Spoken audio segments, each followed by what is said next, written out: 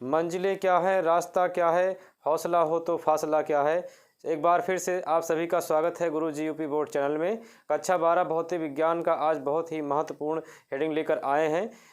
LCR परिपथ। LCR परिपथ विगत वर्षों में पूछा भी गया है। एलसीआर परिपथ को समझाइए, इसका कोण क्या होता है या इसका जो प्रतिबाधा होता है उसका मान क्या होता है। एलसीआर परिपथ, तो यहाँ पर सबसे पहले एलसीआर परिपथ या अनुनादी परिपथ भी कहा जाता है। एलसीआर कुल मिलाकर एलसीआर मिलेगा, तो इस तरीके से हमको देखना है।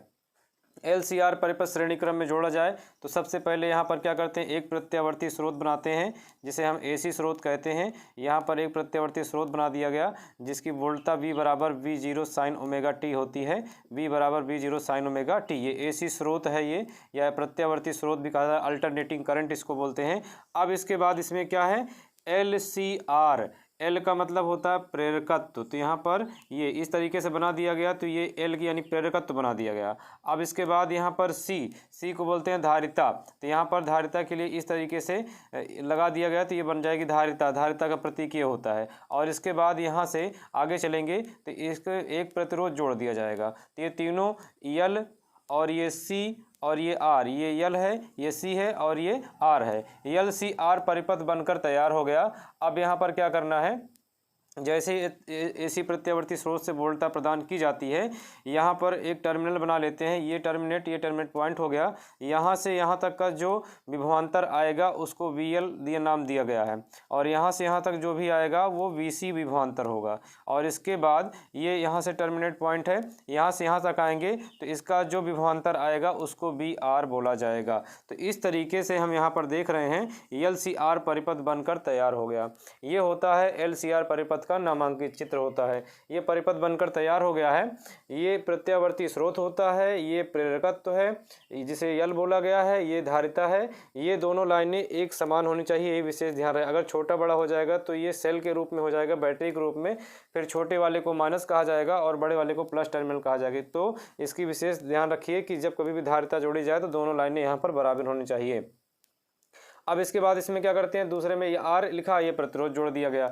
जैसे ही प्रत्यावर्ती स्रोत से यहाँ पर वोल्टता प्रदान की जाती है, इसमें धारा प्रवाहित होने लगती है। अब धारा का मान इसमें अलग अलग कला में मिलता है। जैसे किसी में प्रतिरोध में हो गया ये समान कला में मिलता है, और इसमें प्रेरकत्व में हो गया 90 अंश अग्रगामी होता है, धारिता में हो गया 90 अंश पश्चगामी होता है। तो ये चीज़ का हमको विशेष ध्यान रखना है। यानी सबसे पहले हमको ये ध्यान रखना है कि LCR परिपथ पढ़ने के लिए कि अगर वोल्टता से हम केवल प्रेरक जोड़ें तो इसमें धारा और वोल्टता में संबंध क्या होगा, धारा और वोल्टता में संबंध क्या होगा। अगर केवल हम धारिता को जोड़ें यानी सी को जोड़ें और वोल्टता प्रदान करें तो यहाँ पर देखेंगे कि V और I में यानी वोल्टता और धारा में किस प्रकार का संबंध आएगा, या क्या यह 90 अंश अग्रगामी होगा या 90 अंश पश्चगामी होगा। यानी अग्रगामी और पश्चगामी पर विशेष ध्यान रखना है कि इसकी कला क्या होती है, इसका कोण किस प्रकार से अंतरित होता है, ये चीज़ का हमको विशेष ध्यान रखना है।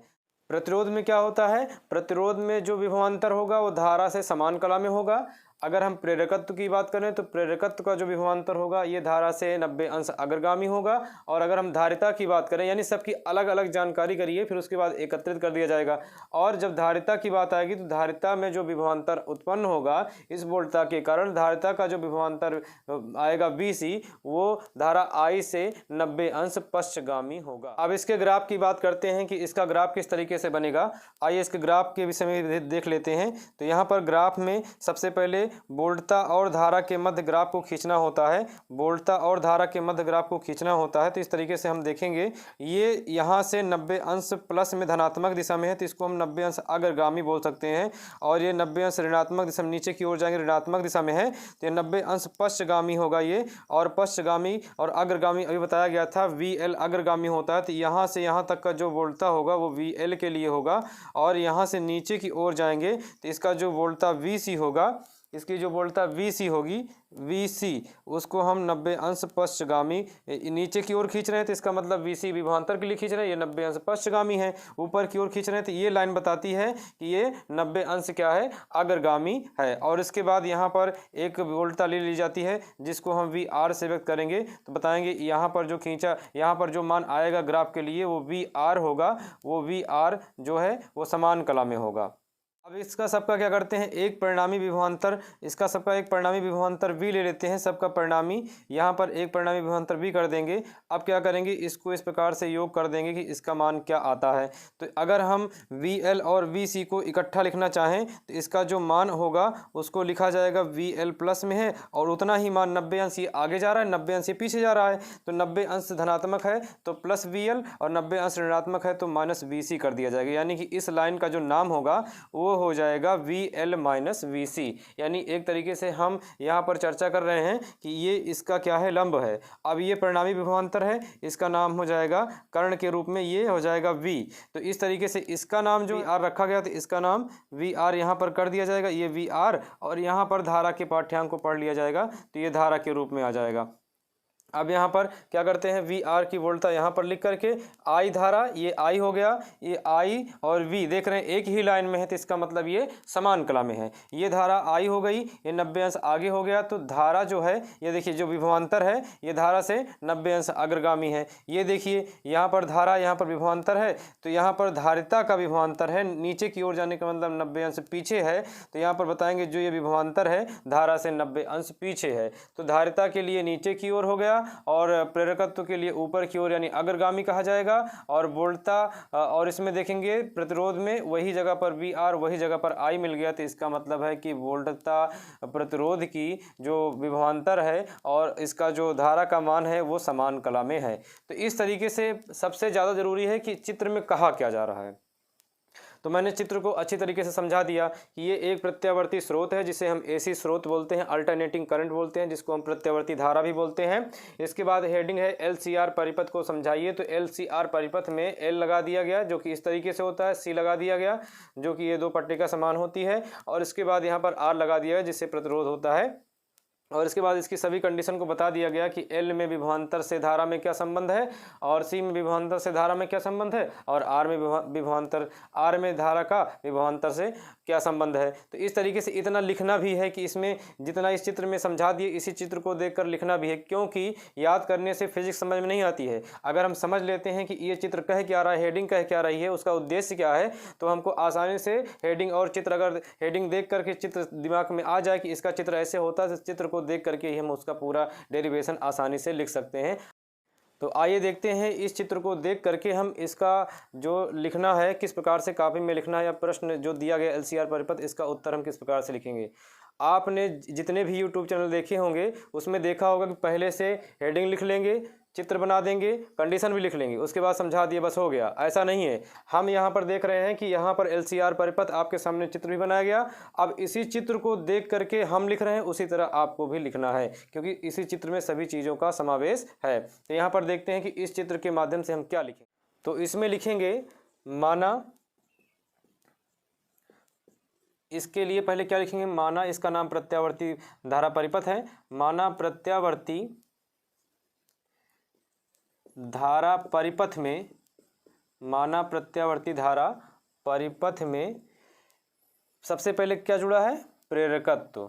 तो यहाँ लिखेंगे L प्रेरकत्व की कुंडली, या एक कुंडली भी कह सकते हैं क्योंकि एक ही जुड़ी हुई है। तो प्रत्यावर्ती धारा से सबसे आगे क्या आ गया, कुंडली। माना प्रत्यावर्ती धारा परिपथ में L प्रेरकत्व की कुंडली और कामा C को क्या बोलते हैं, धारिता। तो यहाँ लिखेंगे C धारिता का एक संधारित्र, या धारिता C का एक संधारित्र, ऐसा भी लिख सकते हैं। C धारिता का संधारित्र जैसे चित्र में है उसी तरह से लिखना भी है। C धारिता का संधारित्र तथा R प्रतिरोध, तथा प्रतिरोध R श्रेणी क्रम में जुड़े हैं। एक लाइन में जुड़े हैं इसका मतलब श्रेणी क्रम में जुड़े हैं। देखिए चित्र में से ही सब कुछ लिखा जा रहा है, R श्रेणी क्रम में जुड़े हैं, सब कुछ देख करके चित्र से ही लिखना है, बस ध्यान से समझते जाइए कि इसमें लिखना क्या है।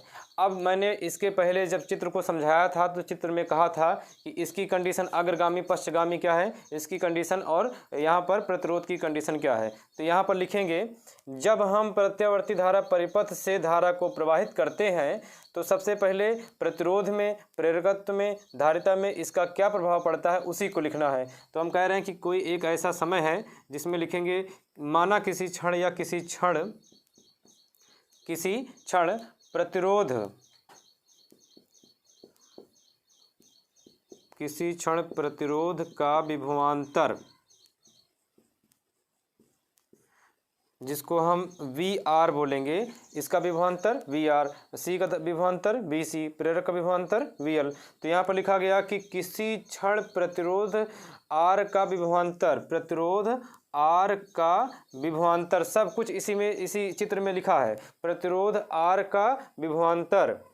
और इसके बाद जानकारी जो होनी चाहिए, प्रतिरोध आर का विभवांतर धारा आई समान कला में, समान कला में, यानी कि ये समान कोण अंतरित करता है। ये देखिए आई वी, वी आर और आई एक ही लाइन पर है, इसका मतलब समान कला में। ये किसी क्षण की बात हो रही है, धारा आई से समान कला में। ये बात हो गई प्रतिरोध के लिए। अब बात करते हैं यहाँ पर प्रेरकत्व के लिए। यहाँ लिखेंगे प्रतिरोध हो गया, अब लिखेंगे प्रेरकत्व का या प्रेरकत्व एल का, प्रेरकत्व का प्रेरित विभवांतर, प्रेरकत्व का प्रेरित विभवांतर, विभवांतर जो कि कितना विभवांतर है वी एल, प्रेरकत्व का प्रेरित विभवांतर वी एल धारा आई से कला में 90 अंश अग्रगामी होता है, अग्रगामी होता है। तथा अब धारिता की बात कर लेते हैं। तो यहाँ लिखेंगे धारिता सी, या केवल धारिता लिख देंगे, धारिता सी का प्रेरित विभवांतर, धारिता सी का प्रेरित विभवांतर, धारिता सी का प्रेरित विभवांतर वी सी, वी सी कामा धारा आई से कला में 90 अंश पश्चगामी होता है, 90 अंश पश्चगामी होता है। बस यही इतना लिखना है इसमें। सभी चीज़ें चित्र में लिखी गई हैं, सभी चीज़ें चित्र में लिखी गई हैं, चित्र में ही सभी चीज़ें लिखेंगे। कैसे? ये एक प्रत्यावर्ती स्रोत है, इसमें प्रेरकत्व लगाया गया, इसमें धारिता लगाई गई, इसमें प्रतिरोध लगाया गया। तो यहाँ पर प्रत्यावर्ती धारा स्रोत से धारा प्रवाहित करने पर प्रतिरोध धारा का विभवांतर, जो प्रतिरोध में जो भी विभवांतर आएगा वो धारा के समान कला में होगा। प्रेरकत्व का विभवांतर धारा के कला से अग्रगामी होगा 90 अंश। अब 90 अंश को पाई बाई 2 भी बोलते हैं, 90 अंश को पाई बाई 2 भी बोलते हैं। और उसके बाद यहाँ पर इसका जो प्रेरित विभवांतर आएगा वो धारा आई से कला में 90 अंश पश्चगामी होगा। यही इतनी बात इसमें लिखनी होती है। आइए देखते हैं इसका गणितीय रूप क्या है। ये तो इतना प्रोसीजर हो गया, चित्र को देख करके हम लिख क्या पाते हैं। तो चित्र का प्रोसीजर देखते हैं। तो जो भी इसकी कला थी उस कला को यहाँ पर दिखा दिया गया है। अब यहाँ पर सारा काम इस ग्राफ का है, इस ग्राफ में हम मान को देखते हैं। अब ये चित्र का भी ज़्यादा काम नहीं है, क्योंकि चित्र को देखकर जो लिखना था वो लिख दिया गया है। अब ज़्यादा काम इस चित्र का है। LCR परिपथ में लगातार आप बने रहिए गुरुजी यूपी बोर्ड चैनल के साथ। यहाँ से यहाँ तक ये इसको लंब कहा जाएगा। और मान लेते हैं कि यहाँ पर जो अंतरित कोण है वो कितना है, फाई है। तो अंतरित कोण फाई है तो ये इसका कर्ण हो गया। अगर ये VL माइनस VC है तो ये भी VL माइनस VC ही होगा, क्योंकि ये भुजा इस भुजा के बराबर होगी गणितीय रूप में। और ये इसका आधार है, जितना ये है VR उतना ये भी होगा। तो आइए इसका गणितीय रूप देखते हैं कि गणितीय रूप में इसके आगे क्या लिखना है। तो यहाँ लिखते हैं यदि प्रेरक का प्रेरकीय प्रतिघात, प्रेरकीय प्रतिघात इसको बोलेंगे XL। XL प्रेरकीय प्रतिघात होता है, जिसको निगमन में XL बराबर कराया गया है, XL बराबर ओमेगा L होता है। तो यदि प्रेरक का प्रेरकीय प्रतिघात XL तथा धारिता का धारितीय प्रतिघात, धारिता का धारितीय प्रतिघात XC हो तो विभवांतर या प्रेरित विभवांतर, तो विभवांतर एक्स सी का फार्मूला क्या होता है, एक्स सी बराबर 1/ओमेगा सी, यानी ये निगमन पर आता है, इसका ध्यान रखे रहिए कि एक्स एल को प्रेरकीय प्रतिघात और एक्स सी को धारितीय प्रतिघात तो कहते हैं, जहाँ पर एक्स एल बराबर ओमेगा एल और एक्स सी बराबर ओमेगा सी होता है। आवश्यकता पड़ने पर इसका भी प्रयोग किया जाएगा। तो विभवांतर क्या हो जाएगा, इसका विभवांतर जैसे ओम के नियम से हम जानते हैं, वी बराबर होता है आई आर, जहाँ पर आर क्या होता है, प्रतिरोध, यहाँ पर आर के स्थान पर एक्स एल रहेगा, यहाँ पर आर के स्थान पर अगर हम धारिता की बात करें तो एक्स सी रहेगा। तो अगर हम प्रेरक की बात करें तो ये वी एल बराबर लिखा जाएगा आई एक्स एल। ध्यान दीजिए बी बराबर आई आर होता है, लेकिन प्रतिरोध आर ना होकर के प्रेरकीय प्रतिघात एक्स एल होगा। ये प्रेरक के लिए विभवांतर का फार्मूला होगा। और इसके बाद यहाँ पर धारिता के लिए लगा देते हैं, धारितीय प्रतिघात एक्स सी है तो वी सी बराबर हो जाएगा आई एक्स सी। जहाँ पर आर है वहाँ पर एक्स एल प्रेरक के लिए, जहाँ पर आर है ओम के नियम से, वहाँ पर धारिता के लिए एक्स सी का प्रयोग कर दिया जाएगा। और वैसे भी जानते भी हैं, इसको लिखने की आवश्यकता नहीं, वी बराबर आई आर होता है। आर इसलिए लिख दिया गया है ताकि ये जानकारी रहे कि यह प्रतिरोध के लिए लिखा गया है। अब इसका हम परिणामी विभवांतर निकालते हैं। परिणामी क्या होगा, क्योंकि परिणामी इसमें क्या लिखा गया, वी लिखा गया है, तो यहाँ लिखेंगे परिणामी विभवांतर। परिणामी विभवांतर इसको हम लिखेंगे v बराबर, अब v क्या है, कर्ण है, कर्ण बराबर क्या होता है, अंडर रूट लंब स्क्वायर प्लस आधार स्क्वायर। तो लंब में लिखा गया है वी एल माइनस वी सी, तो यहाँ पर हो गया वी एल माइनस वी सी, लंब स्क्वायर हो गया प्लस आधार स्क्वायर जो कि वी आर लिया गया, यहाँ से यहाँ तक पूरा वी आर है, तो यहाँ पर लिखा जाएगा वी आर का स्क्वायर। ये ग्राफ का काम अब खत्म हो गया है, क्योंकि ये लंब की आवश्यकता थी तो वी एल माइनस वी सी लंब स्क्वायर प्लस आधार की आवश्यकता थी, तो अब इसको लिख दिया गया वी आर। अभी फिर से जरूरत पड़ेगी लंब और आधार की, अगर कोण निकालना होगा तो लंब ध्यान दीजिए वी एल माइनस वी सी है और आधार कितना है, वी आर। यहाँ पर हम लिख देते हैं क्योंकि अब ग्राफ को मिटाना पड़ेगा। तो अगर लंब की बात आएगी तो वी एल, यहाँ पर लंब लिखना पड़ेगा क्योंकि ये जो है यल से प्रेरकत्व तो समझा जाएगा। तो यहाँ पर ग्राफ के आधार पर जो है वो वी एल माइनस वी सी है, और जो आधार है ये अपनी जानकारी के लिए रखे रहिए, जो आधार है वो वी आर है, ये केवल जानकारी के लिए है। अब इसके बाद यहाँ पर क्या करते हैं, इस ग्राफ को हटाते हैं क्योंकि ग्राफ का कार्य खत्म हो चुका है, एक ही जगह पर लगना है। तो परिणामी विभवांतर v बराबर अंडर रूट हो गया। अब यहाँ पर क्या करते हैं, v is equal to under root, इसको व्यवस्थित करते हैं। सबसे पहले यहाँ पर इसको वी आर वाले को लिख लेते हैं, वी आर का स्क्वायर प्लस इसको उधर लिख देते हैं, तो वी एल माइनस वी सी का होल स्क्वायर ऐसा लिखा जा सकता है। वी आर बराबर, अब यहाँ पर रूट लगा दिया जाएगा बटे, देखिए वी आर बराबर आई आर स्क्वायर होता है, तो यहाँ पर लिखेंगे आई आर का स्क्वायर और उसके बाद प्लस, अब यहाँ पर बी एल बराबर है आई एक्स एल और माइनस बी सी बराबर आई एक्स सी, बी सी बराबर हो गया आई एक्स सी का, यहाँ पर कर दिया जाएगा स्क्वायर, तो आई एक्स सी का ये स्क्वायर हो जाएगा। अब इसके बाद क्या करते हैं, ओम के नियम से v बराबर होता है आई आर, तो r बराबर क्या होगा, नहीं v बराबर आई आर, तो यहाँ पर क्या करते हैं, अगर आवश्यकता पड़ेगी तो i बराबर वी आर का भी उपयोग, i बराबर बी अपान आर का भी प्रयोग किया जाएगा। तो यहाँ पर लिखते हैं v बराबर रूट, यहाँ देखिए i का स्क्वायर आर का स्क्वायर, अगर रूट स्क्वायर को अंदर गुणा किया जाए तो आई स्क्वायर आर स्क्वायर हो जाएगा, प्लस यहाँ ध्यान से देखिए तो दोनों में i कॉमन है, और आई कॉमन करने के बाद जब बाहर निकालने लगेंगे तो पूरे में क्या लगा है, होल स्क्वायर। तो आई अगर बाहर निकल रहा है, आई कॉमन करके बाहर निकल रहा है तो क्या निकलेगा, आई स्क्वायर निकलेगा, और अंदर रहेगा एक्स एल माइनस एक्स सी और स्क्वायर वैसे लगा रहेगा। अब यहाँ पर देखिए v इक्वल रूट, दोनों में आई स्क्वायर अब कॉमन हो गया तो आई स्क्वायर को कॉमन कर लेंगे तो यहाँ पर बचेगा आर स्क्वायर प्लस यहाँ पर बचेगा एक्स एल माइनस एक्स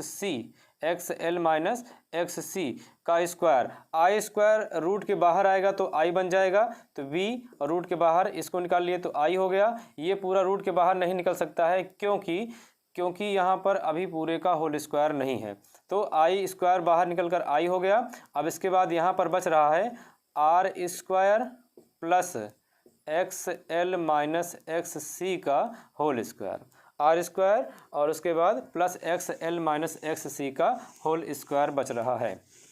अब इसके बाद क्या करते हैं, इसके बाद यहाँ पर देखिए ये इसके गुणांक में है, गुणांक कहाँ आएगा, बटे में, तो इसको हम लिख सकते हैं v अपान आई, ये इधर आएगा तो v अपान आई, और यहाँ पर बचेगा R square plus X L minus X C का होल स्क्वायर, और ओम के नियम से r बराबर होता है v अपान आई, ओम के नियम से r बराबर v अपान आई, परंतु r बराबर क्या होता है, v अपान आई होता है, परंतु यहाँ पर देखिए R केवल प्रतिरोध के लिए है, यहाँ पर प्रतिरोध के जगह पर प्रतिबाधाएं कई कई हैं, जैसे कि R का प्रयोग, XL का प्रयोग, XC का प्रयोग, तो कोई क्या है अग्रगामी है, कोई क्या है अग्रगामी है, कोई पश्चगामी है, कोई समान कला में है, सभी आगे पीछे या समान कला में हो रहे हैं, तो इसका मतलब है R बराबर v अपान आई की जगह पर R नहीं रखा जाएगा, इसका कोई और मान रखा जाएगा, तो यहाँ पर इसको हम प्रतिबाधा बोलते हैं, क्या बोलते हैं, प्रतिबाधा, यानी v अपान आई को आर न लिख करके क्या लिखा जाएगा, प्रतिबाधा, यहाँ पर आर एक्सएल एक्ससी लिखा रहेगा, तो उसको हम बताएंगे कि ये प्रतिबाधा होती है, तो प्रतिबाधा को व्यक्त करते हैं जेड से, जेड बराबर होता है वी अपान आई, जैसे आर बराबर वी अपान आई, वैसे तीनों परिपथ को अगर जोड़ा जाएगा, एल को, सी को, आर को, तो वो प्रतिबाधा हो जाएगी जेड बराबर वी अपान आई, तो वी अपान आई का जो मान है वो है R square plus X L minus X C का होल स्क्वायर। तो इस तरीके से प्रतिबाधा Z बराबर under root R square plus X L minus X C का होल स्क्वायर, इस तरीके से प्रतिबाधा का मान आ जाता है। अगर हम बात करें कि एक्स एल बराबर क्या होता है, यहीं तक करना है, लेकिन अगर हमको ओमेगा वगैरह मिल जाए आवृत्ति के रूप में, तो एक्स एल बराबर होता है ओमेगा एल, एक्स एल बराबर ओमेगा एल, और एक्स सी बराबर होता है 1 अपान ओमेगा सी, एक्स सी बराबर 1 अपान ओमेगा सी, या इसको हम फिर कैसे लिख सकते हैं, जेड बराबर अंडर रूट, अब इसके बाद यहाँ लिखेंगे R square plus X L बराबर ओमेगा एल, तो यहाँ लिखेंगे ओमेगा एल, और माइनस एक्स सी माइनस, और उसके बाद एक्स सी की जगह पर 1 अपान ओमेगा सी का स्क्वायर लिखा जाएगा। तो इस तरीके से प्रतिबाधा का ये दूसरा रूप हो जाता है। अगर इनके बीच जो ग्राफ बनाया गया था, इनके बीच अंतरित कोण फाई हो, तो फाई होगा तो टैन फाई बराबर क्या होगा, जैसे टैन थीटा बराबर क्या होता है, यल ए यल बटे के ए, तो यहाँ पर साइन का मान, यहाँ पर कॉस का मान, टैन थीटा बराबर लंब बटे आधार, ध्यान दीजिए अभी मैंने लंब का मान लिखा था